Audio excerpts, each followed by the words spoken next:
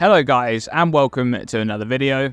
And this one I'm going to be discussing a new build that I've been working on. All of the footage in the background is the build in action.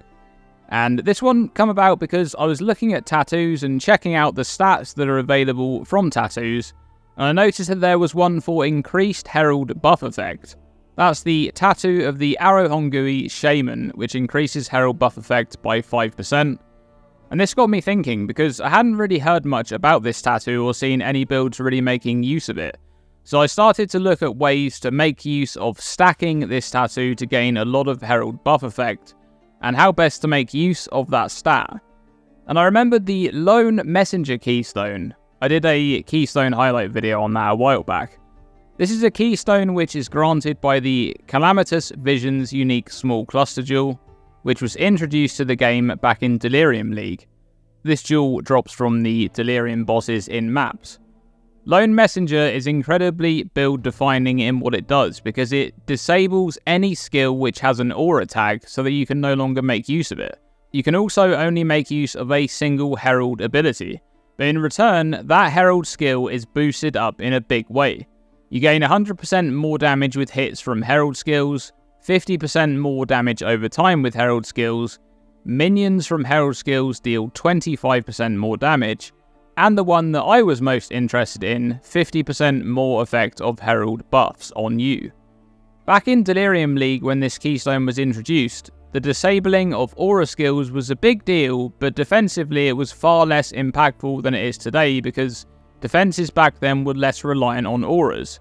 That was prior to the nerfs in 3.15 and then the defensive aura buffs in 3.16. And in today's Path of Exile, being unable to make use of aura abilities is incredibly crippling. And that's why the keystone is only used in a handful of builds now. And there's about 437 characters in Ancestor Softcore Trade League using Lone Messenger. And about 95% of those characters are using Herald of Thunder as the main ability, most of which are the typical Elementalist Herald of Thunder Auto Bomber, but also there's a Poison Pathfinder variant making use of Voltaxic Rift, and the remaining 5% are made up of some Herald of Agony builds and a few Hierophants using Herald of Ash with Holy Flame Totem. Meanwhile, over in Ancestor Hardcore Trade League, there's only 7 characters using Lone Messenger, and I'm one of them. So what's the build, and how do I get around the no auras problem? Well, as soon as I knew I wanted to build around Herald buff effect, I knew that I wanted to use Herald of Ash. Herald of Ash has incredible scaling with buff effect when you're making use of a physical spell skill that's being converted to fire. At gem level 21, the Herald of Ash buff grants 15% of physical damage as extra fire damage, and 13% more spell fire damage. Gem quality also makes the buff grant 0.75% increased fire damage per percent of quality, and I'm making use of a gem with 23% quality linked to an enhance, which makes the Herald of Ash buff grant 35% increased fire damage. And this is where that increased Herald buff effect comes in. This build is able to achieve about 200% increased Herald buff effect, and when combined with the 50% more Herald buff effect from Lone Messenger, this makes the Herald of Ash buff grant about 67% of physical damage as extra fire damage, 58% more spell fire damage, and 157% increased fire damage.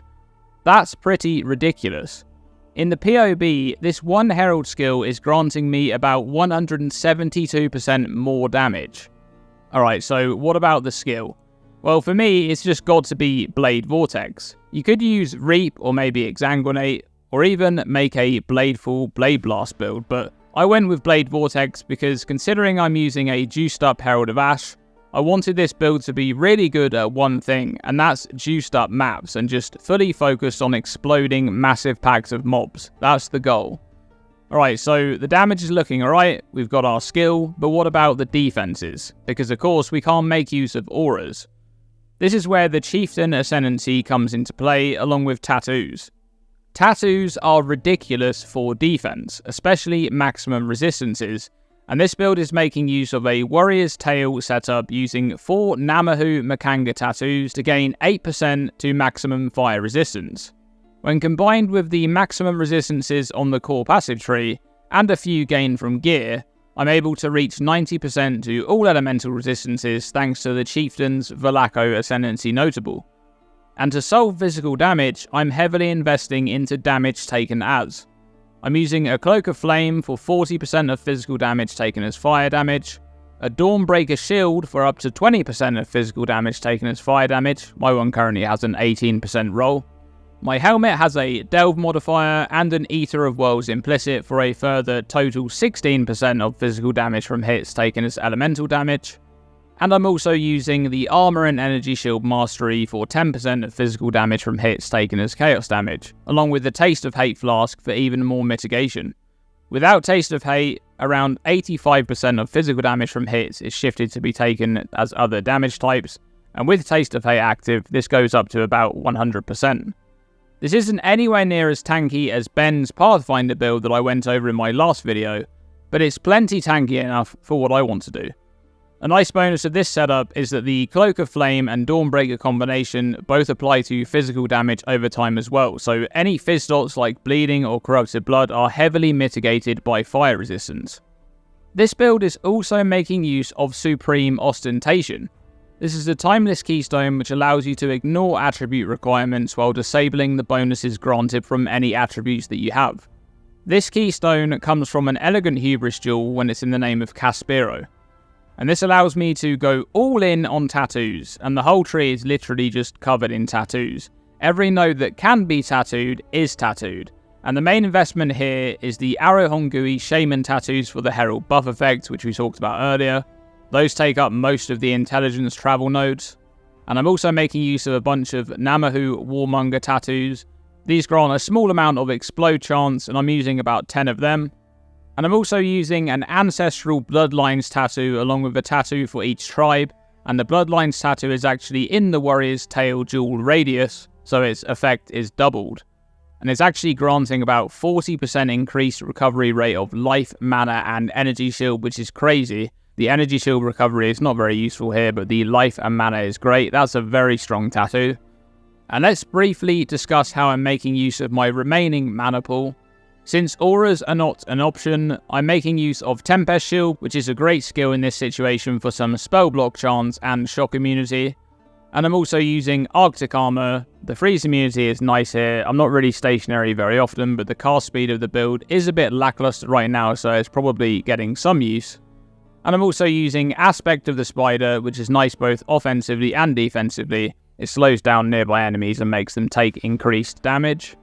And lastly, those juicy explosions. Since I'm a Chieftain, I am of course making use of Hinekora Death's Fury, which, to be honest, has become one of my favourite Ascendancy notables during the progress of this league. It's so much fun.